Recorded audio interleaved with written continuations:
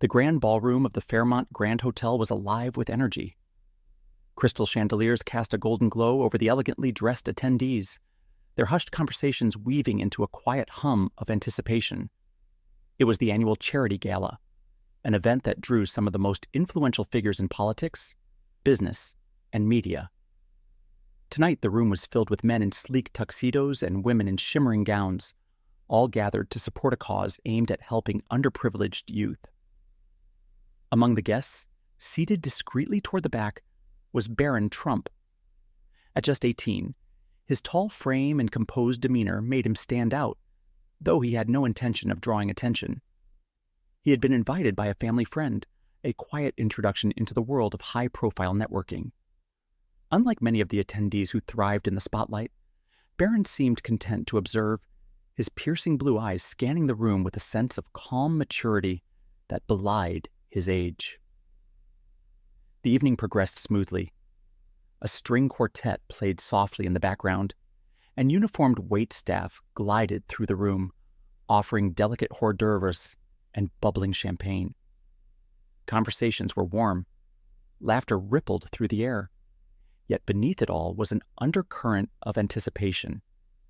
Everyone was waiting for the keynote speaker. The journalist had been announced weeks earlier, a celebrated figure in liberal media circles known for their sharp wit and unapologetic takes on politics and culture. They were both revered and controversial, admired by those who agreed with their views and criticized by those who saw them as too aggressive. Their speeches were often provocative, designed to spark debate and challenge perspectives. When the MC finally introduced them, a noticeable shift rippled through the room.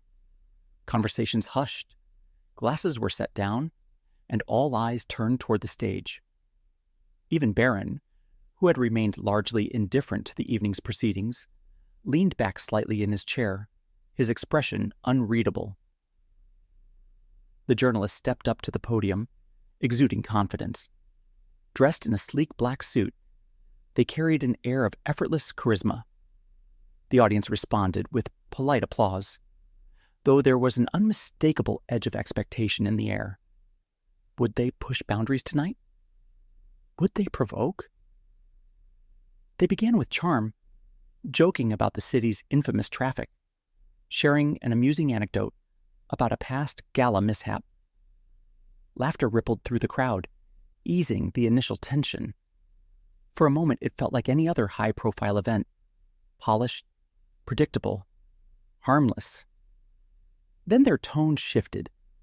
What started as lighthearted commentary veered into pointed critique.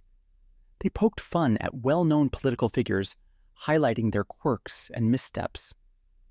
Some in the audience chuckled, others exchanged glances, their smiles tightening. And then, the focus landed on Donald Trump. Well, we can't talk about the state of the world without mentioning the man who made orange the new black, the journalist quipped, drawing scattered laughter. Love him or hate him, you have to admit, he's the gift that keeps on giving for people like me.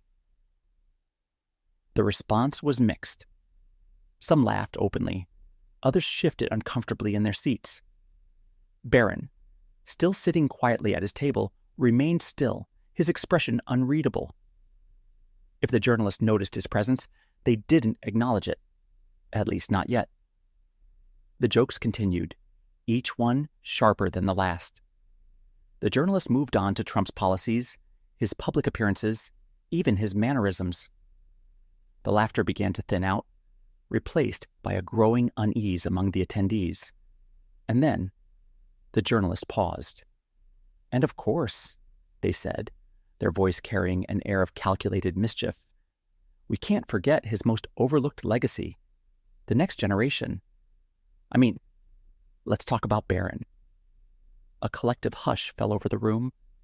Heads turned toward Barron, whose face was suddenly the center of attention. The journalist's tone remained playful, but their words carried a sting. Imagine growing up in a golden tower, surrounded by marble everything, while your dad tweets about world leaders like, he's in a group chat, they said with a smirk. That must have been character building. Few chuckles echoed, but they were nervous, hesitant. The atmosphere had changed. What had been casual ribbing had taken on a sharper edge, and now all eyes were on Barron. Yet he did not react. He didn't shift in his chair. He didn't glance around nervously. He remained perfectly still, his posture composed, his expression calm, but unreadable. The silence grew heavier, stretching into an eternity. Even the journalist who had delivered countless speeches in contentious environments seemed to falter slightly under the weight of the moment. Barron's stillness was not indifference. It was something else entirely.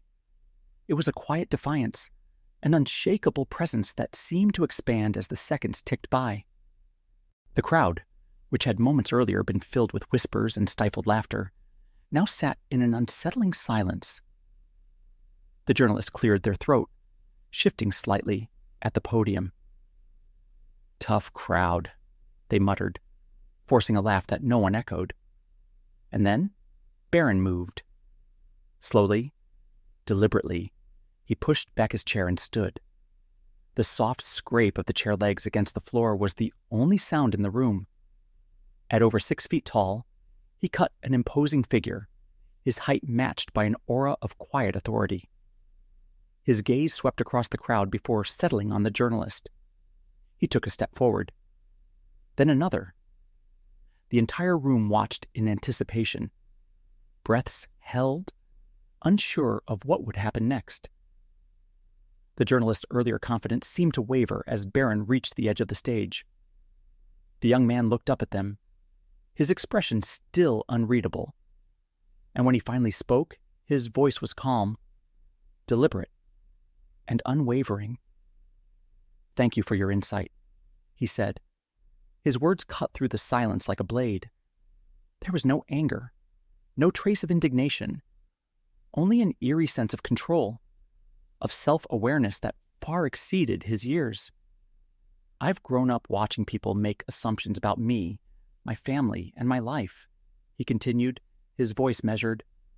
"It's almost become a game, filling in the gaps when you don't know the full story." The audience sat motionless, captivated by the quiet strength in his voice. Barron took a step back, his gaze locking onto the journalists one last time.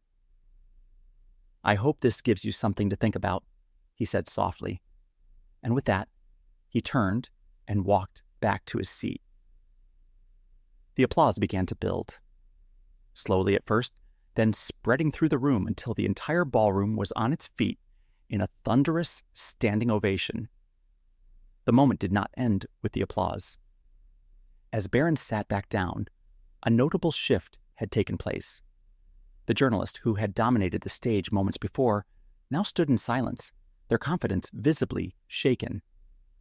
Attendees whispered among themselves, some nodding in admiration, while others appeared deep in thought.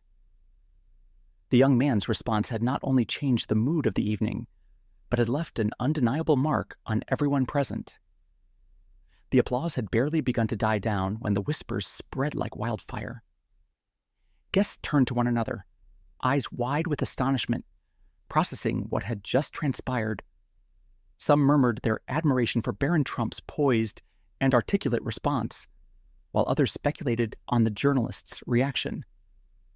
Barron sat calmly, his posture still composed, as if completely unaffected by the storm he had just ignited.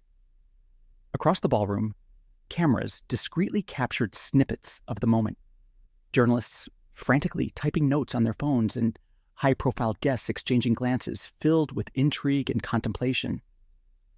The journalist, still standing at the podium, attempted to regain control of the moment. They cleared their throat, forcing a smile that didn't quite reach their eyes.